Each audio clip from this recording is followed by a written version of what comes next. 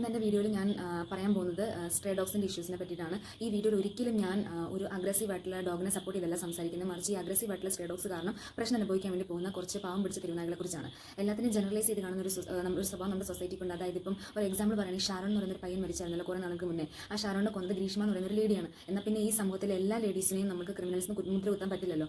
ഇപ്പം കുറേ വൃദ്ധരെ അതുപോലെ തന്നെ കുറേ കുട്ടികളൊക്കെ തിരുനാളെ ആക്രമിച്ചു എന്ന് പറഞ്ഞിട്ടുള്ള കുറേ വാർത്തകൾ നമ്മൾ കാണാറുണ്ട്. അതിന് ഉത്തരവാദി ശരിക്കും ആരാണ്? കുറേ ബ്രീഡ് ലവേഴ്സ് ഉണ്ട്. ഇവരെന്താ ചെയ്യുന്നത് വെച്ച് കഴിഞ്ഞാൽ കാശ് കൊടുത്ത് ഇത്രയും ബ്രീഡ് ഡോഗ്സിനെ വാങ്ങിക്കും. എന്നിട്ട് അവരുടെ ആ ഒരു കൗതുകം കഴിയുമ്പോൾ അല്ലെങ്കിൽ അവർക്ക് ചെറിയൊരു സ്കിൻ ഇഷ്യൂസ് കൊണ്ടുവരുമ്പോൾ അവരെ കൊണ്ടുവന്ന് തെരുവിലേക്ക് തള്ളും. ഈ ഡൊമസ്റ്റിക്കേറ്റഡ് ആയിട്ടുള്ള ഡോഗ്സ് ഈ ഭയങ്കര ഗാർഡ് ഡോഗ്സ് ആണ്.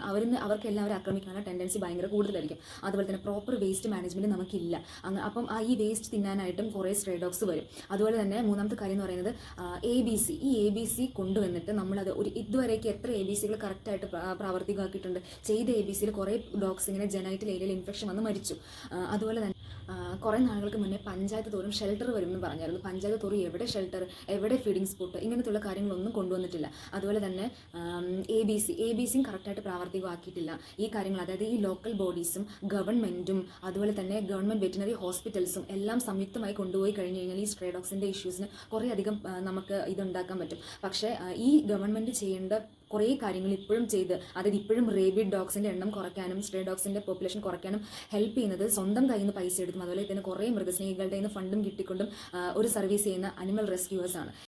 അതുപോലെ ഇപ്പോൾ ഒരു സ്ട്രേ ഡോഗ് വളരെ അഗ്രസീവ് ആണെങ്കിൽ നമ്മൾ ഇത്രയും സയൻറ്റിഫിക്കലി അഡ്വാൻസ്ഡ് ആയതുകൊണ്ട് നമുക്ക് യൂത്തനേഷ്യ ചെയ്യാം. പക്ഷേ അതിന് പകരം ഈ ആലുവയിൽ കഴിഞ്ഞ തവണ കണ്ടതാണ് എന്തോ വളരെ ബ്രൂട്ടലായിട്ട് കൊന്ന ഒരു സംഭവം ഉണ്ടായിട്ടുണ്ട്.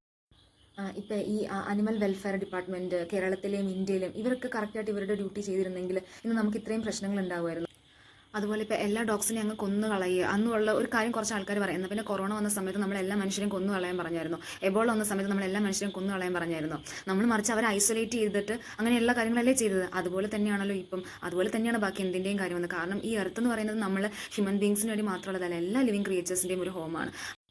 പിന്നെ എല്ലാവരും പറയാറില്ലേ ഈ തിരുനാൾക്ക് വേണ്ടി സംസാരിക്കുന്ന നിങ്ങൾ തന്നെ അവരെ വീട്ടിൽ കൊണ്ടുപോയി വളർത്താനായിട്ട്.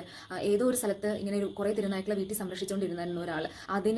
അതുവരെ പ്രശ്നമാക്കിയിട്ടുള്ള കുറേ ആൾക്കാരുണ്ട്. ശരിക്കും ഇങ്ങനെയൊക്കെ നമ്മൾ അങ്ങോട്ടും ഇങ്ങോട്ടും പഴി ചാരിക്കൊണ്ടിരുന്നിട്ടുണ്ടെങ്കിൽ ഈ തിരുനായ്ക്കളുടെ ശല്യത്തിന് പ്രശ്നം ഉണ്ടാവുമെന്നാണോ നിങ്ങളെല്ലാവരും കരുതുന്നത്? ആക്ച്വലി ഇതെല്ലാവരും സംയുക്തമായിട്ട് ചെയ്യേണ്ട ഒരു പ്രൊസീജിയറാണ്. അതിലിപ്പോൾ നമ്മളൊരു ഇൻഡിവിജ്വലിനെ ബ്ലെയിം ചെയ്തിട്ടോ ഒരു ഗ്രൂപ്പ് ഓഫ് പീപ്പിൾസിനെ ബ്ലെയിം ചെയ്തിട്ടൊന്നും യാതൊരു കാര്യമില്ല. കാരണം